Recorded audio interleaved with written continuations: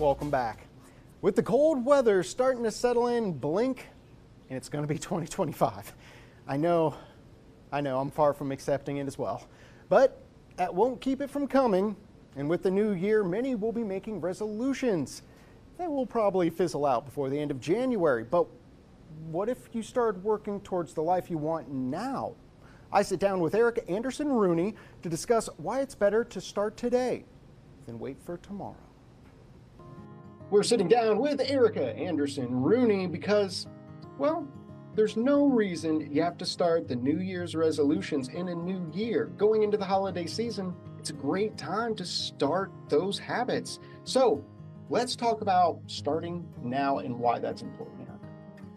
Oh my gosh, Eric, I cannot tell you how slow places like the gym and the library gets during these winter months. And I get it. We're all busy. We all got a lot going on.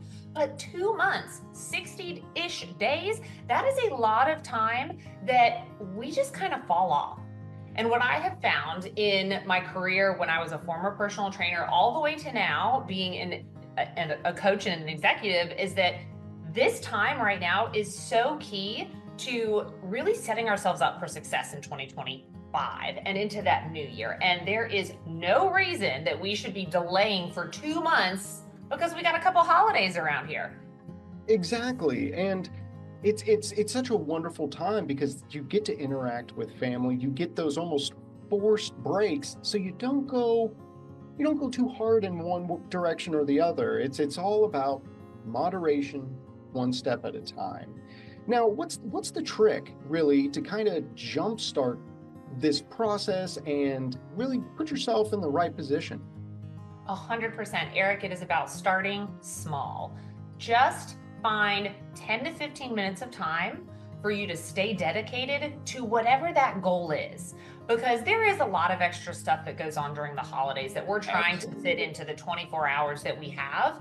But give yourself the grace to say, I may not be going 100 miles an hour, but I can at least start. And so I always encourage people, start with 10 to 15 minutes a day. See if that encourages you to do a little more, but you will be so much further ahead if you start now than if you wait until that ball drops.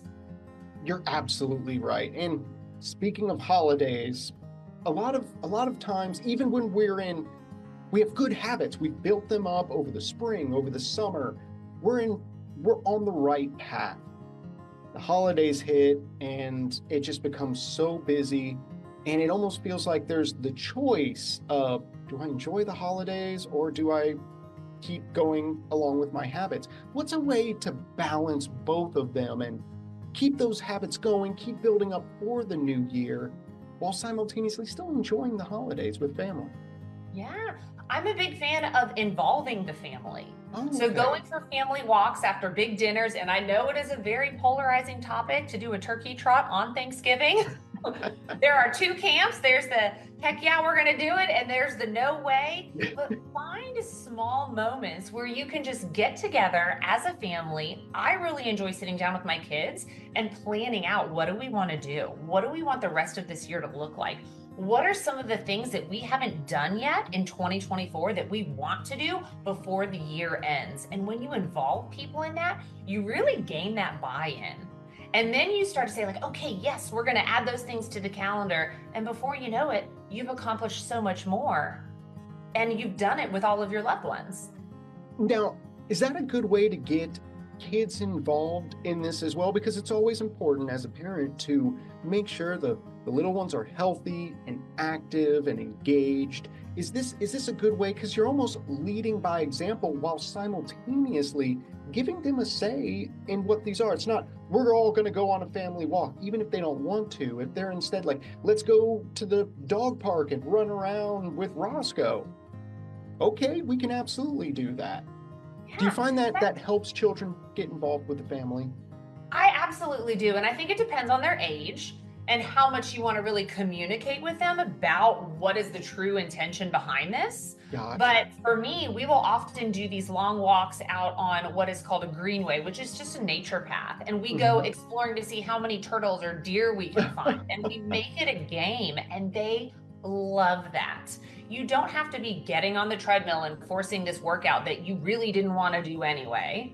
So, Exactly. how can you make it fun? And even if your goal is something like, I want to get ahead in my career, what are the small steps that you can do to grab a mentor, to maybe zhuzh up your resume, to do something small? Like, it doesn't have to be this all in effort that we typically see in January, but these small acts really build momentum towards that.